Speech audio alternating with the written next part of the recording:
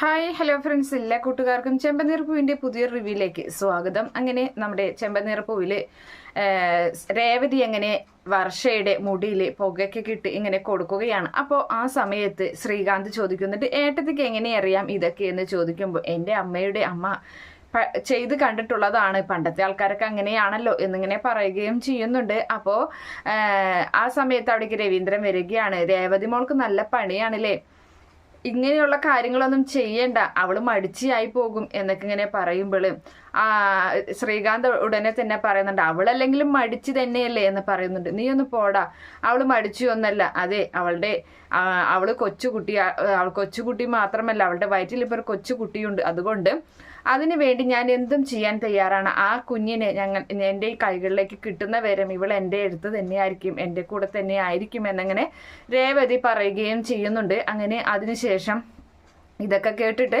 നമ്മുടെ വർഷയ്ക്ക് ഒട്ടും ഇഷ്ടപ്പെടാതെ അങ്ങനെ നിൽക്കുന്നുണ്ട്. അപ്പോൾ രവീന്ദ്രൻ പറയാണ്, അല്ല ഇനിയിപ്പോൾ രേവതി മോൾക്ക് പണി കൂടുമല്ലോ, ശ്രുതി വരാൻ പോവുകയല്ലേ എന്ന് പറയുന്നുണ്ട്. അവളും അമ്മയാവാൻ പോവുകയാണല്ലോ. അപ്പൊ ശ്രീകാന്ത് പറയുന്നുണ്ട്, ശ്രുതിയേട്ടത്തിയുടെ കാര്യം വേണമെങ്കിൽ അമ്മ നോക്കിക്കോളും, വർഷേട്ടത്തി എന്തായാലും രേവതിയേട്ടത്തി വർഷയുടെ കാര്യം മാത്രം നോക്കിയാൽ മതി എന്നും പറയുകയാണ് ശ്രീകാന്ത്. അങ്ങനെ അതിനുശേഷമാണെങ്കിൽ രേവതി പറയുന്നുണ്ട്, ആര് വന്നാലും എനിക്കതൊരു പ്രശ്നമൊന്നുമല്ല എന്ന് പറയുകയാണ്. അപ്പോൾ രവീന്ദ്രൻ പറയാണ്, എന്തായാലും നമ്മുടെ കുടുംബം വലുതായി തുടങ്ങുകയാണ്, 2 കുട്ടികളാണല്ലോ ഇപ്പോൾ പുതിയ വരാൻ പോകുന്നത്, ഉടനെ തന്നെ രേവതി മോൾക്കും സച്ചിക്കും അത് ഉടനെ ആയൊരു ഭാഗ്യം ദൈവം നിങ്ങളെ അനുഗ്രഹിക്കും എന്ന് പറയുകയും ചെയ്യുന്നുണ്ട്. അപ്പോൾ അത് അനുഗ്രഹിക്കട്ടെ അല്ലേ എന്നിങ്ങനെ പറഞ്ഞങ്ങനെ രേവതി ഇങ്ങനെ സങ്കടപ്പെടുന്ന നേരത്ത് അതൊക്കെ സാധിക്കും ചേച്ചി സങ്കടപ്പെടാതിരിക്കുമെന്ന് ഇവളിങ്ങനെ വർഷം മറുപടി പറയുകയും ചെയ്യുന്നുണ്ട്. അങ്ങനെ അതിനുശേഷം കാണിക്കും നമ്മുടെ ശ്രുതിയാണ്. അവരങ്ങനെ കാറിൽ പോയിക്കൊണ്ടിരിക്കുകയാണ്. അപ്പോൾ ശ്രുതി മനസ്സിൽ വിചാരിക്കുന്നുണ്ട്, എന്തായാലും വീട്ടിലെത്തിയതിന് ശേഷം എൻ്റെ സ്വഭാവം പുറത്തെടുക്കണം, ഇവരെന്തായാലും ഞാൻ പറഞ്ഞ വിശ്വസിച്ചു എന്നും വിചാരിച്ചങ്ങനെ ഇരിക്കുകയാണ്. അപ്പോൾ നമ്മുടെ ശ്രുതിയാണെങ്കിൽ ശ്രുതി ഒന്ന് നോക്കുന്നുണ്ട്. എന്നിട്ട് ശ്രുതിയുടെ അരികിലേക്ക് ഒന്നുകൂടി ഇങ്ങനെ നീങ്ങിയിരിക്കുകയാണ്. അവളുടെ കൈകൾ ചേർത്ത് അങ്ങനെ പിടിച്ച് നിൽക്കുകയും അവനെ ചെറുതായിട്ടൊന്ന് റൊമാൻറ്റിക്കും കാര്യങ്ങളൊക്കെ ആവുകയാണ്. അപ്പോൾ അത് സച്ചിയും അതുപോലെ ചന്ദ്രയൊക്കെ കാണുന്നുണ്ട്. അങ്ങനെ സച്ചി ആണെങ്കിൽ നേരെ പോകുകയാണ് വണ്ടി. അപ്പോൾ ശ്രുതി ചോദിക്കുന്നുണ്ട്, അല്ല സച്ചി നമ്മൾ വീട്ടിലോട്ടല്ലേ പോകുന്നത്, ഇതെന്താ നിനക്ക് വഴി തെറ്റിയോ എന്ന് ചോദിക്കുകയാണ്. അപ്പം നമ്മളതിന് വീട്ടിലോട്ടല്ലല്ലോ പോകുന്നത് എന്ന് സച്ചി മറുപടി പറയാണ്. പിന്നെ എങ്ങോട്ടാ എന്ന് ചോദിക്കുന്നുണ്ട്. നമ്മൾ ഹോസ്പിറ്റലിലേക്കാണ് പോകുന്നത്. ആർക്കെന്താ കുഴപ്പം എന്നിങ്ങനെ ചോദിക്കുകയാണ്. ആരെ കാണിക്കാമെന്ന് ചോദിക്കുമ്പോൾ ആരെ കാണിക്കാനാണെന്നോ ശ്രുതിയെ തന്നെ കാണിക്കാനാണെന്ന് പറയുകയും ചെയ്യുന്നുണ്ട്. എന്നെയോ, എനിക്കിനി അസുഖമൊന്നുമില്ലല്ലോ, ഞാൻ ഹോസ്പിറ്റലിൽ പോകണമെന്ന് പറഞ്ഞില്ലല്ലോ എന്ന് പറയുമ്പോൾ ഇപ്പം ഈ ഒരു കാര്യമൊക്കെ പറഞ്ഞിട്ട് വേണോ മോളെ എന്നിങ്ങനെ നമ്മുടെ ചന്ദ്രയും ചോദിക്കുകയാണ്. എന്തായാലും കുഞ്ഞും അമ്മയും സേഫ് ആണോ എന്നൊക്കെ അറിയണ്ടേ, നമുക്ക് ഒരു ചെക്കപ്പ് ഒക്കെ ചെയ്തിട്ട് വീട്ടിലോട്ട് പോകാം എന്ന് പറയുകയാണ്. അപ്പോൾ ശ്രുതി അത് ശരിയാണ് എന്ന് പറയുകയും ചെയ്യുന്നുണ്ട്.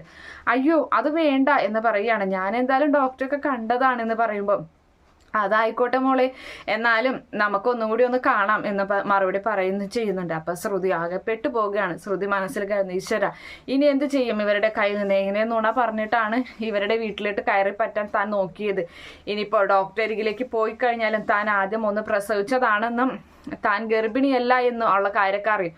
എൻ്റെ കാര്യം അതോടുകൂടി തീരുമാനമാകും, എങ്ങനെയെങ്കിലും അവിടെ പോകാതെ ഇവരുടെ കയ്യിൽ നിന്ന് രക്ഷപ്പെടണം, എന്തെങ്കിലും നുണ പ്രയോഗിക്കണം എന്നൊക്കെ ഇങ്ങനെ ശ്രുതി തീരുമാനിക്കുകയും ചെയ്യുന്നുണ്ട്. അങ്ങനെ ആ ഹോസ്പിറ്റലിലെത്തി ശ്രുതിയോട് വേഗം തന്നെ ഇറങ്ങാൻ പറയുകയാണ് എല്ലാവരും. അപ്പോൾ ശ്രുതിയാണെങ്കിൽ പേടിച്ചിരിക്കുന്നുണ്ട്. അപ്പോൾ എന്താ നിനക്ക് വല്ല ശരീരത്തിന് അസ്വസ്ഥത വല്ലതും തോന്നുന്നുണ്ടോ, എന്നാൽ പോയി സ്ട്രക്ചർ എടുത്തിട്ട് വാടാ എന്ന് പറയുന്നൊരു സച്ചി. അപ്പോൾ ഇപ്പോൾ എടുത്തിട്ട് വരാമെന്നും പറഞ്ഞ് ശ്രുതി ഓടിപ്പോയി സ്ട്രക്ചർ എടുത്തിട്ട് കൊണ്ടുവരികയാണ്. അങ്ങനെ അപ്പോൾ അതൊക്കെ അവളെ ഇറക്കിയിട്ട് അവളെ അങ്ങ് എടുത്ത് അങ്ങനെ റൊമാൻറ്റിക്കായി നിൽക്കുകയാണ്. അവിടെ കിടത്തടാ എന്ന് പറയുന്നുണ്ട്. അങ്ങനെ ഒടുവിൽ അവളെ ആ സ്ട്രക്ചറിൽ കിടത്തി കൊണ്ടുപോവുകയും ചെയ്യുകയാണ്. അപ്പോഴും ശ്രുതി പറയുന്നുണ്ട്, ഈ ഹോസ്പിറ്റൽ അത്ര സുഖമില്ല, ഈ ഹോസ്പിറ്റൽ പൊട്ടയാണെന്ന് തോന്നുന്നുണ്ട്. പറയും മോൾക്ക് എന്താ ഏറ്റവും നല്ല ഹോസ്പിറ്റലായതെന്ന് ചന്ദ്രയും പറയുന്നുണ്ട്. അതിനുശേഷം നമ്മുടെ വർഷയുടെ അച്ഛനെ കാണിക്കുകയാണ്. വർഷയുടെ അച്ഛൻ നല്ല ഹാപ്പി ആയിട്ട് അങ്ങനെ ഇരിക്കുന്നുണ്ട്. അപ്പോൾ ആ സമയത്ത് അമ്മ വരികയാണ്. അപ്പോൾ പറയുകയാണ്, അതെ നമ്മുടെ മോള് തിരഞ്ഞെടുത്തത് പയ്യൻ നല്ലൊരു പയ്യൻ തന്നെയാണ്, അവളുടെ കല്യാണം നമ്മൾക്ക് നടത്തി കൊടുക്കേണ്ടതായിരുന്നു, ഇപ്പൊ എനിക്ക് അവനോട് ഒരുപാട് സ്നേഹം തോന്നുന്നുണ്ട് എന്നൊക്കെ ഇങ്ങനെ പറയുകയാണ്. അപ്പോൾ നിങ്ങൾക്ക് സ്നേഹമോ, നിങ്ങൾ എന്തൊക്കെയാ പറയുന്നത്? നിങ്ങളെ മനസ്സിൽ വേറെ എന്തൊക്കെയോ ദുരുദ്ദേശമുണ്ട്, അല്ലാതെ പക മനസ്സിൽ കൊണ്ട് നടക്കുന്നതാണ് എൻ്റെ മധുസൂദനേട്ടൻ. എന്നിട്ടിപ്പോൾ എന്താ ഇങ്ങനെയൊക്കെ, എന്താ കാര്യം എന്ന് വെച്ചാൽ പറയ് എന്നിങ്ങനെ പറയുമ്പോൾ, എന്ത് കാര്യം?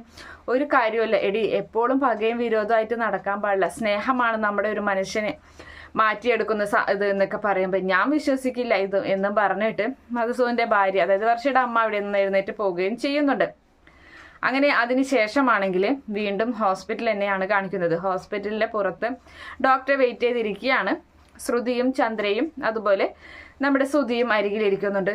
സച്ചിയാണ് ഇതിന് ദൂരെ മാറി വേറെ സ്ഥലത്തിരിക്കുകയാണ്. അപ്പോൾ ശ്രുതിയുടെ കൈ പിടിച്ചമർത്തി അങ്ങനെ ഇരിക്കുന്നുണ്ട്, ഓടിപ്പോവാതിരിക്കാൻ വേണ്ടിയിട്ട് ചന്ദ്ര. അപ്പോൾ ശ്രുതിയാണെങ്കിൽ എങ്ങനെയെങ്കിലും ഇവിടെ ഓടിപ്പോണേ എന്ന് രക്ഷപ്പെടണം എന്ന് വിചാരിച്ച് അങ്ങനെ നിൽക്കുന്നുണ്ട്. അപ്പം അങ്ങനെ ആ സമയത്ത് അടുത്തത് നമ്മളാണെന്ന് പറയുമ്പോൾ, ഞാനിപ്പോൾ വരാമെന്ന് പറഞ്ഞു പോകുമ്പോൾ എവിടേക്കാണെന്ന് ചോദിക്കുന്നുണ്ട്. അപ്പോൾ ഞാനൊന്ന് ബാത്റൂമിൽ പോയിട്ട് ഇതൊക്കെ കഴിഞ്ഞിട്ട് പോയാൽ മതി എന്ന് പറഞ്ഞ് ചന്ദ്രൻ നിർബന്ധിച്ച് അവൾ അവിടെ തന്നെ പിടിച്ചിരുത്തുകയാണ്. അങ്ങനെ അടുത്തത് ഇവരെ വിളിക്കുന്നുണ്ട്. ശ്രുതി ഏതാന്ന് ചോദിക്കുമ്പോൾ, അതെ ഞാനാന്ന് പറയുന്നുണ്ട്. ഞാൻ പോയിട്ട് വരാം, നിങ്ങൾ ഇവിടെ ഇരുന്നു എന്ന് പറയുമ്പോൾ, അതെങ്ങനെയാ, ഇവിടെ നിന്നെ കാണാം, പിന്നെ വെറുതെ കാണാൻ വന്നതാണ്, ഞങ്ങളും കൂടി വരാമെന്നും പറഞ്ഞ് ചന്ദ്രയും ശ്രുതിയും കൂടി പോകുന്നുണ്ട്. ഹസ്ബൻഡിനും പോകാൻ കൂടെ എന്ന് സച്ചിയോട് ശ്രുതി പറയുകയും ചെയ്യുന്നുണ്ട്. പോയിട്ട് വാ എന്ന് സച്ചിയും പറയുകയാണ്. അങ്ങനെ അകത്തോട്ട് ചെന്നതിന് ശേഷം ശ്രുതി ഡോക്ടറോട് പറയുന്നുണ്ട്, ഡോക്ടറെ ഞാൻ പ്രഗ്നൻ്റ് ആണ്, ഞാൻ അമ്മയാവാൻ തയ്യാറെടുത്തിരിക്കുകയാണ്, ഞാൻ എല്ലാ ടെസ്റ്റുകളും കാര്യങ്ങളൊക്കെ ചെയ്ത് എനിക്കും കുഞ്ഞിനും ഒരു കുഴപ്പവുമില്ല, ഞാൻ എല്ലാം ഓക്കെയാണ്, ഇതെൻ്റെ ആൻറ്റിയും ഇതെൻ്റെ ഹസ്ബൻഡുമാണ് എന്ന് പറയുന്നുണ്ട്. അപ്പോൾ ഡോക്ടർ ചോദിക്കുകയാണ്, അതിന് ഞാനൊന്നും അങ്ങോട്ട് ചോദിച്ചില്ലല്ലോ, ഇതെന്താ പഠിച്ചു വെച്ച പോലെ പറയുന്നത് എന്നിങ്ങനെ ചോദിക്കുമ്പോൾ ഒന്നുമില്ല. അപ്പോൾ അന്ന് അവിടെ ഡോക്ടറെ കാണിച്ച ലിസ്റ്റോ എന്തെങ്കിലും പ്രിസ്ക്രിപ്ഷനോ കയ്യിലുണ്ടോ എന്നിങ്ങനെ ചോദിക്കുകയാണ്. അപ്പോൾ ഇല്ല എന്ന് പറയുന്നുണ്ട്. അപ്പോൾ ടെസ്റ്റിൻ്റെ റിസൾട്ട് ഒന്നുമില്ല എന്ന് പറയുമ്പോൾ പിന്നെ എങ്ങനെയാണ്? അപ്പോൾ ശ്രുതി പറയുന്നുണ്ട്, ഇങ്ങോട്ട് വരുമ്പോൾ അതൊക്കെ എടുത്തു വെക്കേണ്ട ശ്രുതി എന്ന് ചോദിക്കുകയാണ്. എന്തായാലും താനൊന്ന് വന്നേ പരിശോധിക്കട്ടെ എന്ന് പറഞ്ഞിട്ട് അവൾ അപ്പുറത്ത് കൊണ്ടുപോയിട്ട് ഡോക്ടർ പരിശോധിക്കുകയാണ്. കണ്ണൊക്കെ നോക്കുന്നുണ്ട്, നെഞ്ചിൽ സ്റ്റെതസ്കോപ്പ് വെച്ച് പരിശോധിച്ചൊക്കെ നോക്കുകയാണ്. എന്നിട്ട് അവളോട് ഇങ്ങോട്ട് വരാൻ പറയുകയും അവൾ അവിടെ പേടിച്ച് വിറച്ച് അങ്ങനെ ഇരിക്കുന്നുണ്ട്. അപ്പോൾ ഡോക്ടർ പറയാണ്, എന്തായാലും ഒരു സ്കാനിങ്ങിന് ഞാൻ എഴുതുന്നുണ്ട്, പിന്നെ 2-3 ടെസ്റ്റും കാര്യങ്ങളൊക്കെ ഉണ്ട്, അതിൻ്റെ റിസൾട്ടൊക്കെ വരട്ടെ, എന്നിട്ട് ഞാൻ പറയാം, ഇന്ന് തന്നെ റിസൾട്ട് ഇന്ന് തന്നെ കിട്ടും, തന്നെ കാണിക്കണം എന്നും പറയുകയാണ്. അപ്പം ചന്ദ്ര ഓക്കെ എന്ന് പറയുകയും ചെയ്യുന്നുണ്ട്. അപ്പം ശ്രുതി ചോദിക്കുന്നുണ്ട്, മരുന്നൊന്നും എഴുതുന്നില്ലേ? മരുന്ന് എന്തായാലും റിസൾട്ട് വരട്ടെ, അതിന് ശേഷം എഴുതാമെന്നും പറയുകയാണ്. എന്തായാലും നമ്മുടെ ശ്രുതി നല്ല രീതിയിൽ പെട്ട രീതിയിൽ നിൽക്കുകയാണ്. അങ്ങനെ ഒരു ഭാഗം കാണിച്ചിട്ടാണ് ഇന്നത്തെ എപ്പിസോഡ് അവസാനിക്കുന്നത്.